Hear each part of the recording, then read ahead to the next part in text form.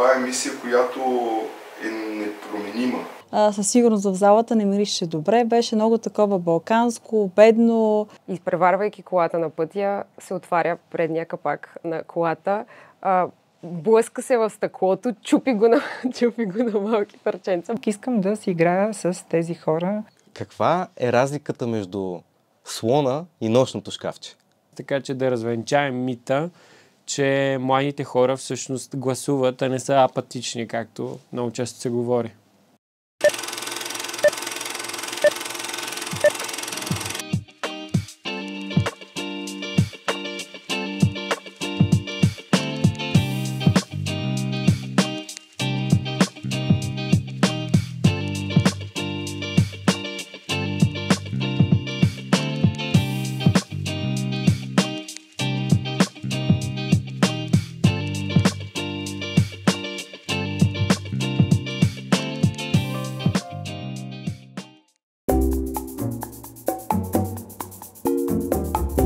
Казвам се Веселин Илиев и съм председател на Национален младежки форум.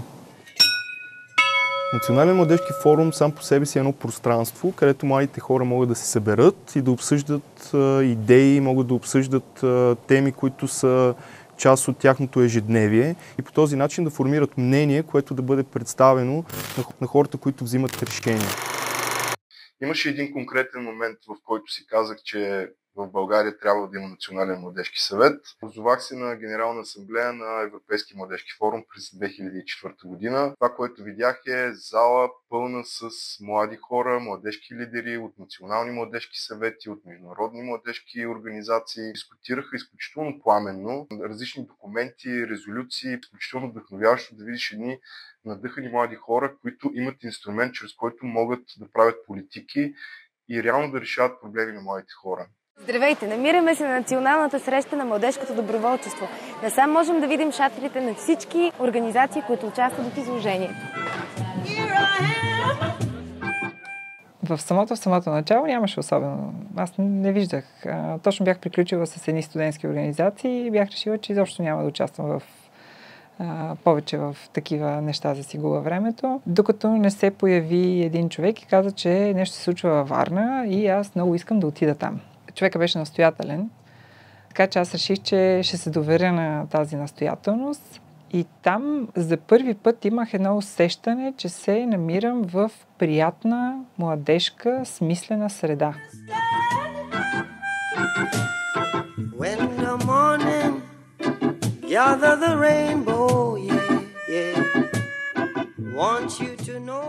Това беше националната среща младите хора и структурния диалог. Беше идеалният момент, в който ние решихме да съберем и да проучим нагласите на младите хора и на младежките организации за това какво всъщност трябва да се случи в тази посока.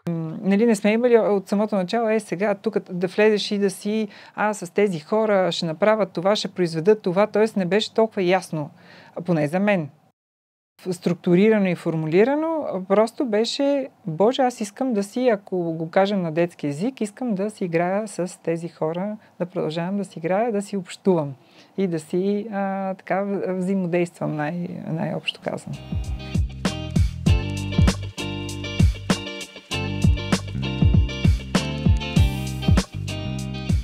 НМФ винаги първо е било общност, след това е била проект. Реално нашето желание беше да създадем наистина форум, среда, в която младите хора и младежките организации да могат да общуват. Аз бях единствената от целият учредителен борд, който беше новоизбран, който не беше участвал в процеса преди това преформирането. Аз се появих в деня на изборите, бях номинирана от моята организация и бях избрана в края на деня. На учредителното събрание, ако трябва да ви кажа, в тази хижа, в тази малка заличка, накрая не мирише добре.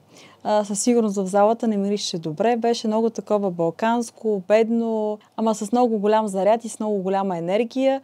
Аз си казвам, че като човек, който попадна там, в деня на случването, по едно време там всичко вече се гласува, имаше някакви хора, които много се борили и са такова, пък дошла тук някаква девойка, която тук що дошла, пък те взеха, че избраха. И имаш тези малки местни организации, така че много аморфно. И това беше всъщност първата платформа всичките организации да се съберат и да си говорят заедно какво трябва да правят и да изградат обща визия. Трудно беше. Тия се оправят. Бяха отпред. Прегърни, ужас! Какво да правим ли?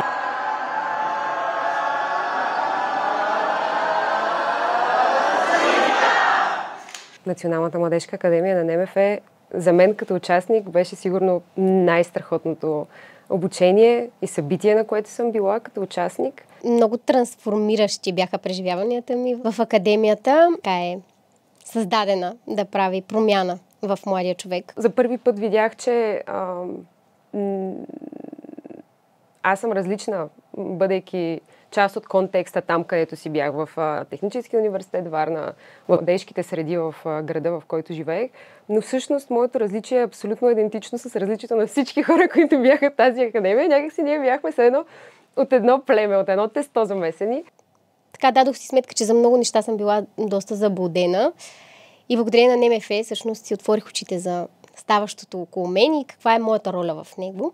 Например, мислила съм си до този момент, че като съм прилежна студентка, ученичка, ходя си редовно на лекции, на някакви събития в университета и аз съм много активна като млад човек. Но всъщност НМФ ми помогна да разбера какво всъщност означава един млад човек да бъде активен, да бъде овластен, да знае как да участва в разни процеси.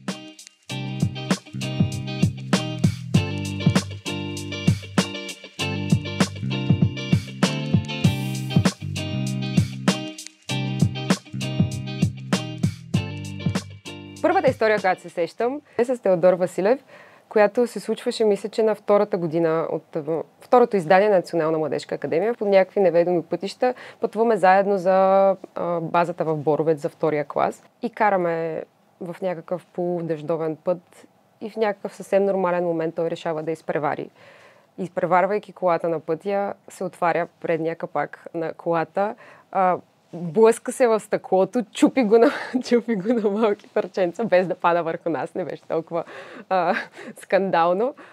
Докато насреща, ние и двамата бяхме видяли как малко по-вдалечината има кола, която идва в насрещата, а ние вече не я виждаме, защото капака е върху предното стъкло. Теодор отреагира супер професионално, намали, отби, беше забелязал, че има къде да се отбие, отбихме, слязохме, има такива сена, сме преживяли толкова шоков удар. Видяхме, че нищо ни няма и че всъщност като затворим капака може да продължим. Качихме се в Боровец, влязохме и започнахме академията. Ще да е било. Беше първата ни академия пак на... Ако трябва така да кажа нещо, на което и хем ни сплоти, хем ти е смешно, хем ти е тъжно. Базата на Атия, ти в първи момент, като я видяхме, и свикаш, леле, те участниците ще избягат от тук. Хората не я познават базата, но тя си е една обикновена база на Министерството на образованието и науката. Но, например, в моята стая дори нямаше прозорец тогава. Имаше си просто само мрежа, такава срещу комари. Но то пък лято, за какво ти е прозорец? Достатъчно. Реално погледнато. Нали си казваш, тук си едно много, много истинско. Запознахме се с разни животинки, които пълзат наляво-надясно. Има статии за това. Има статии за това. Но се признавам, че имаше един момент, защото там все едно се връщаш в друга реалност. Това не е скъп хотел. И в един момент, в който една от борда, една от момичетата от нашата организация, Лора, изведнъж опъна един чаршаф между едни и два кола и направи кино под звездите и отсреща морето. Това беше едно от най-красивите неща. Викаш, боже, този сюрреализъм продължава. Ако можех да сравня базата на Атия с екшън филм... Но аз бих го снимал в Атия. Може ли да е хорър филм, примерно? Да, тогава ми се е струвало, може би, като във филм на ужасите, нямам спомен, но по-скоро беше забавно, някаква комедия такава.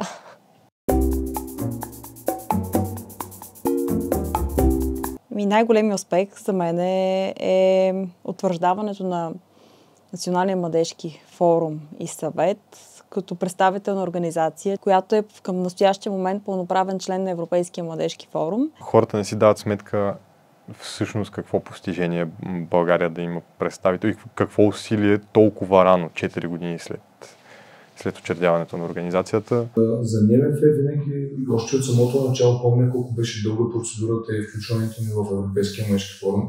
Това беше много, много важно за разпознаването и за признаването и за налагането на НМФ като Национален младежки съвет в България. И връзките с Европейския младежки форум може, че в моя спомен е покрай Веско най-вече.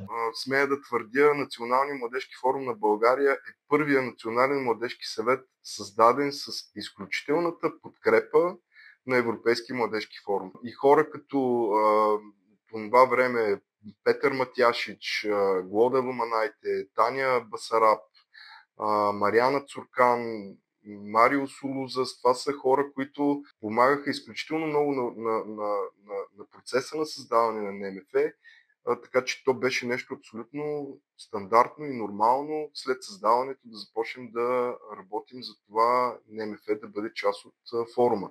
Реално НМФ беше част от форума, дори формално да стане член на организацията. Като ме избра и като беше негово решение, което той прокара лидерски, да отида да представя кандидатурата на Националния младежки форум. И аз му викам, Веско, сега така, тук какво сега, как да го направим.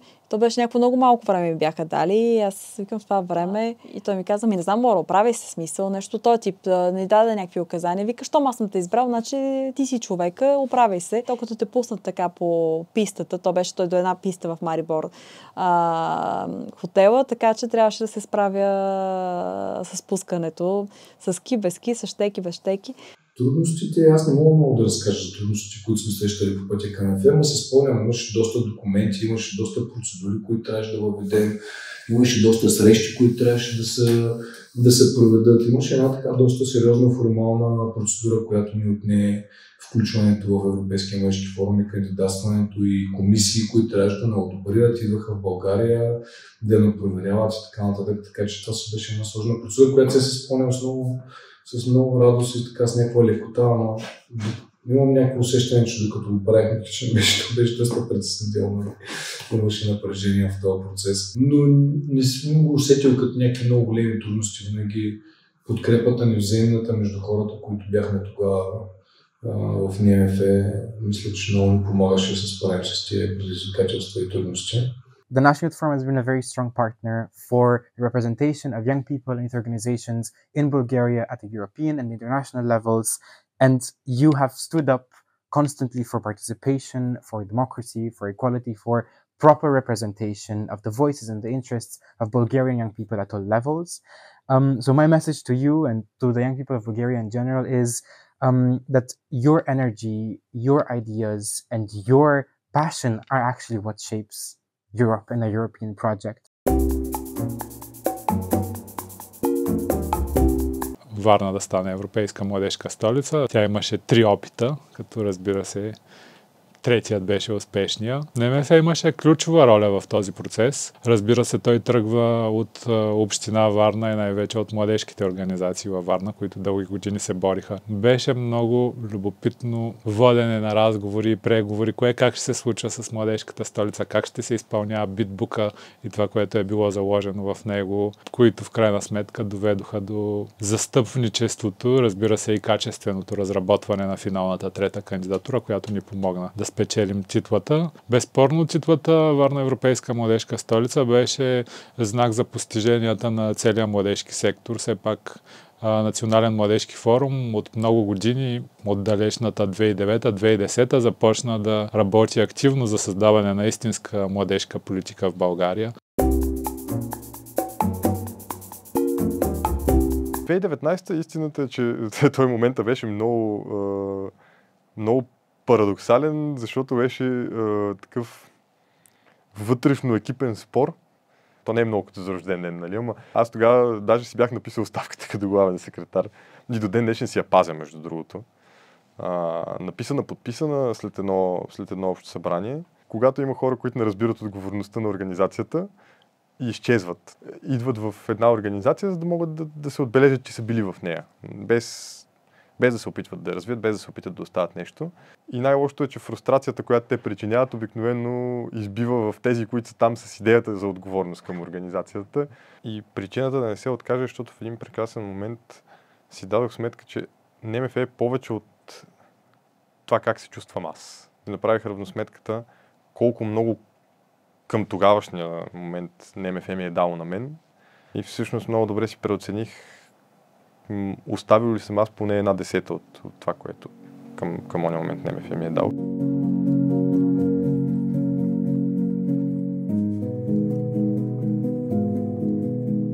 Те бяха няколко проблеми, защото НМФ е организация на няколко организационни нива, така да кажем. На първо място, как продължаваш да мотивираш твоя екип, те да останат ангажирани и да работят усилено за организацията. След това имаш финансови проблеми и други различни юридически казуси. Самите организации, членове разчитат на подкрепата на управителния съвет. Търсят помощ. Естествено, ти си там и искаш с цялото си сърце и целия си труд и цялата си мотивация да им дадеш тази подкрепа, но не винаги имаш решението за нея, когато самата главна структура на НМФ също е в криза. Когато беше COVID, го имаше това усещане, че оценяваме това, че имаме жив контакт, оценяваме, че сме тук и сега и съответно се опитваме да извлечем повече. Докато като че ли след COVID, може би защото свикнахме много от нещата вече да са достъпни дистанционно онлайн, стана много модерно да си на много места едновременно. Дори на мен ми се е случвало веднъж, бях едновременно в 4 онлайн срещи. Не беше никак добре за главата ми след това, защото когато си навсякъде, всъщност си за никъде. Едни организации са били силни, като че ли едни конкретни теми, докато сега в момента моите хора, които сме по различни организации, клубове или пък неформалните групи, всъщност като че ли целите, приоритетите, интересите са по-различни, хората са нови и това е хубаво. Всъщност така може и да се осъществи някаква приемственост.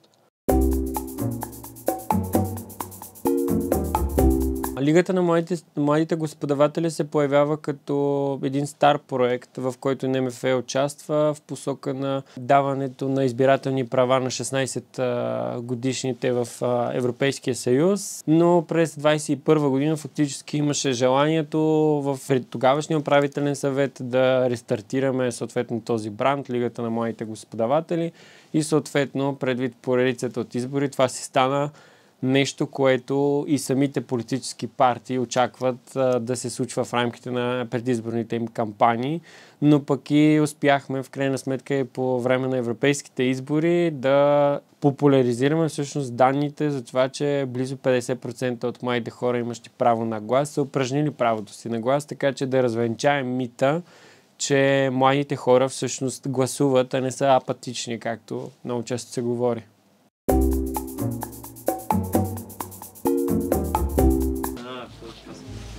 Сега вече имаме и пухче.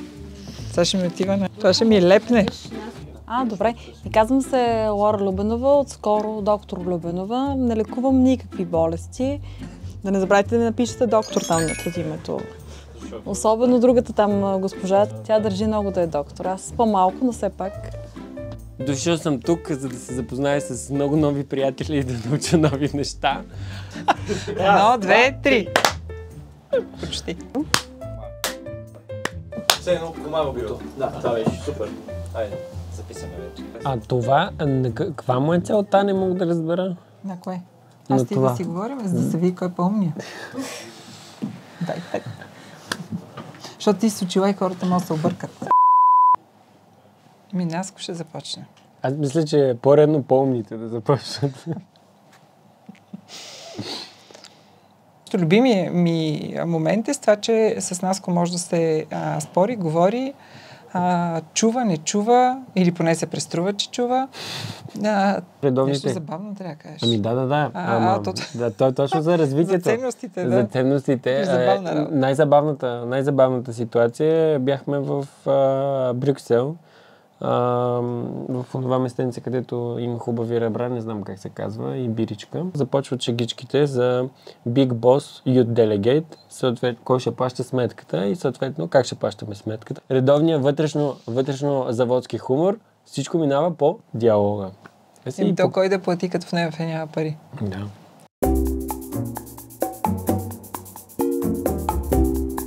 Как се нарича кукла на скара? Барбекю.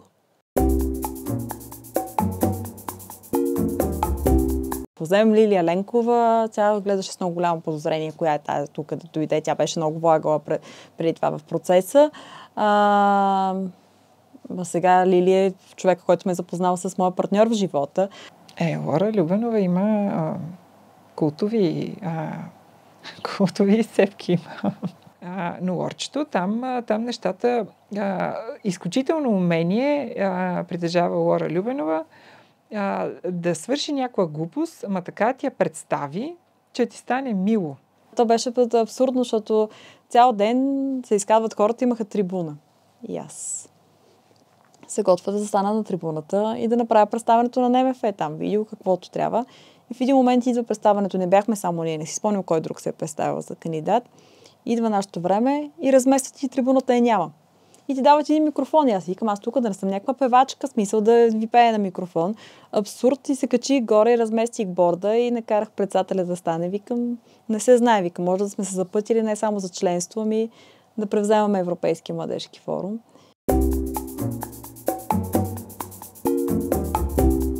Каква е разликата между слона и нощното шкафче? Можеш да се подслониш, но не можеш да се поднощошкафчиш.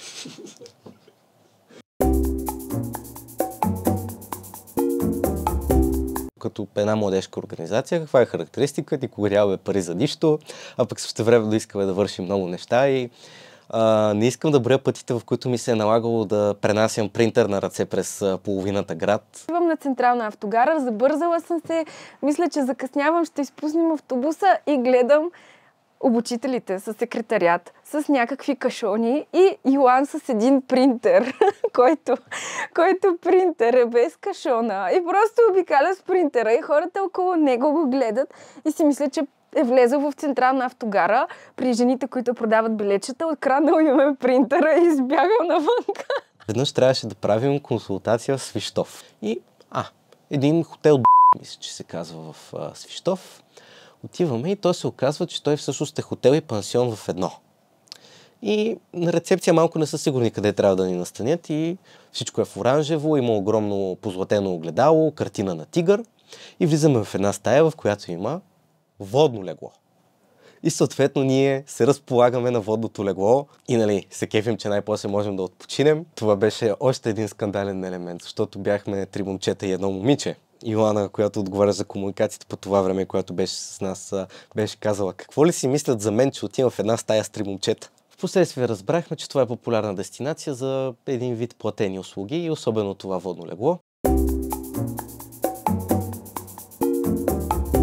Много често си мисля за това колко много всъщност ми е дало взаимодействието и годините в НМФ. Възможността да бъда обучител, възможността да бъда в управителния съвет. Аз имах толкова много пъти опитно поле, в което мозъка ми да се тренира как да говориш пред хора, как да говориш вдъхновително. Всичко това буквално е основата на това да бъда успешен ивент менеджер и изпълнителен директор на една от компаниите. Времето в НМФ ми даде и много ценни приятелства, познанства. Всъщност много от хората, с които съм близък и с които си общувам, са хората, с които се запознах в НМФ или покрай НМФ. Включително НМФ ми помогна да намеря и любовта. Успях да разбера всъщност кои са хората, които движат напред страната ни и ще я движат. Това е място, където си намираш хора, които са от твоята кръвна група, които са съмишленици. И Национален младежки форум винаги е успявал да увлече и запали и привлече и задържи под шапката си хора, които наистина изповядват едни и същи ценности и носят в себе си заряд, който само разпалва ни едни други повече, отколкото всеки сам по себе си би могъл да гори. Имали сме дни и часове, в които ти си извън семейството, защото това не е работа и ти е приятно да бъдеш там. Това не е време, в което чакаш да ти приключат и работната среща си тръгнеш. Просто искаш да останеш още и още и се надявам да се запазило такова.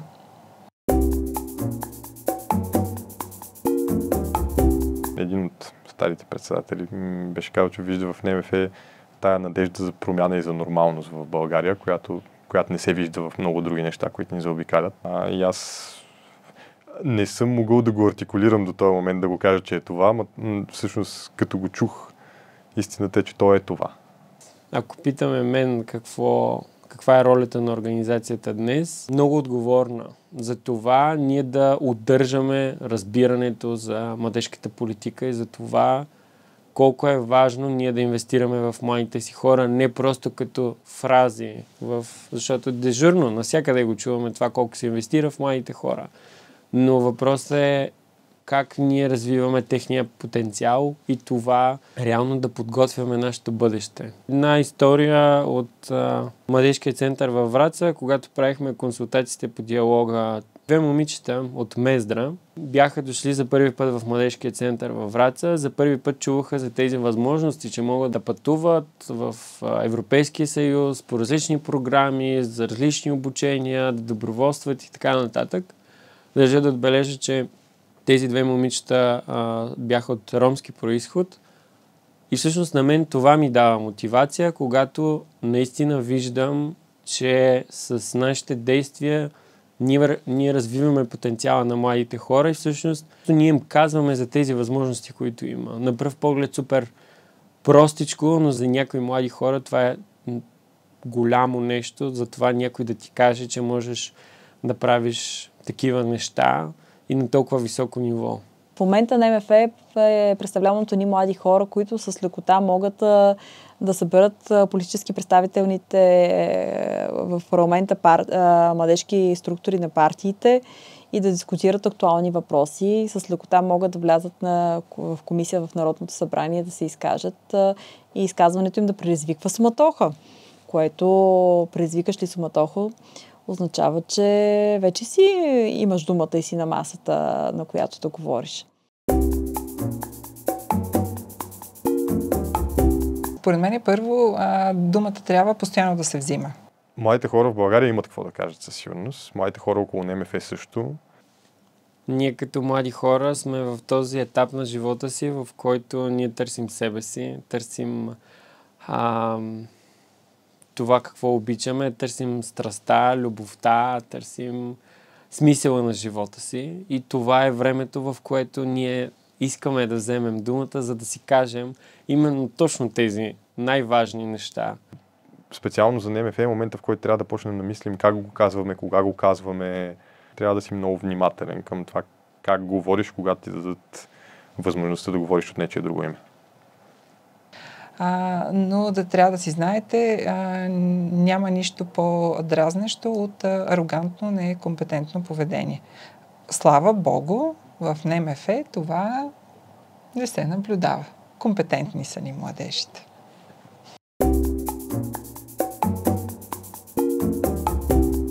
За 15-тия рожден ден на НМФ бих пожелал търпение. Да има смелост и дързост да отстоява себе си. Да не спира да вярва в силата на общността. Смелост и любопитство със сигурност. Любов към това, което правят. Смело напред и вдъхновявайте идващите поколения да продължават мисията на организацията. Да извърви стабилно пътя си към една стабилна и устойчива организация в гражданския сектор в България. НМФ, освен общността, е и много силна лична история за всеки един от нас. И мога да кажа с ръка на сърцето, че НМФ-то си остава една много голяма страница в моя живот.